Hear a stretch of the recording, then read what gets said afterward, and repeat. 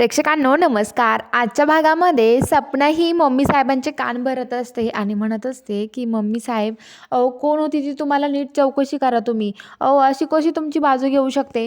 मला ते तर वेगळंच दिसतंय बरं का, आपल्या ओळखीतलीच वाटते. कारण की सत्यजित भाऊजींची लहानपणापासून आणि तुमचं एवढं सगळं कसं माहिती त्यांना, त्यामुळं ते एवढं सगळं कसं करू शकतात. आणि यामागे नक्कीच काहीतरी युनिक कारण आहे आणि ती नक्कीच आपल्या जवळचीच कोणीतरी असणार आहे.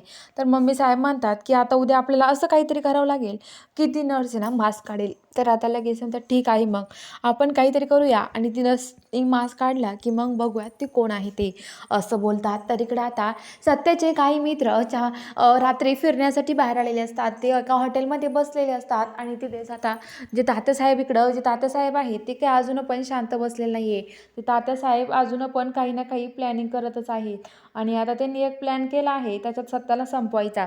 तर आता तात्यासाहेबांची माणसं पण त्या हॉटेलमध्ये असतात जिथं सत्याचे मित्र असतात तिथे. आणि तिथे ते आता मित्र असं सत्याचे ते मित्र आता म्हणतात की आता आपण काय करायचं. आता आपल्याला सत्याला काही ते माणसं फोनवर बोलत असतात की तुमचं काम झालं म्हणून तुम्ही समजा, आता काळजीच करू नका असं म्हणत असतात फोनवरती कोणाला तरी.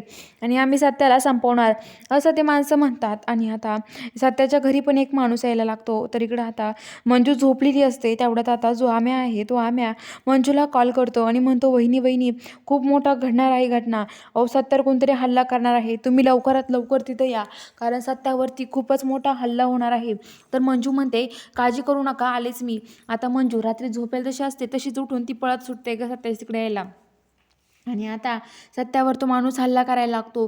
सत्याच्या गळ्यापर्यंत चाकून येतो. तेवढ्यात तिथे आता मंजू येणार आहे बुलेट घेऊन. ती स्वतः तिथे येते आणि आता ती सत्याचा जीव वाचवते. बघूया आता नक्की काय युनिक घडणार आहे, की खरं सत्याला ते काहीतरी करेल की मंजू वाचवेल सत्याला. हे बघायला चॅनलला सबस्क्राईब करा.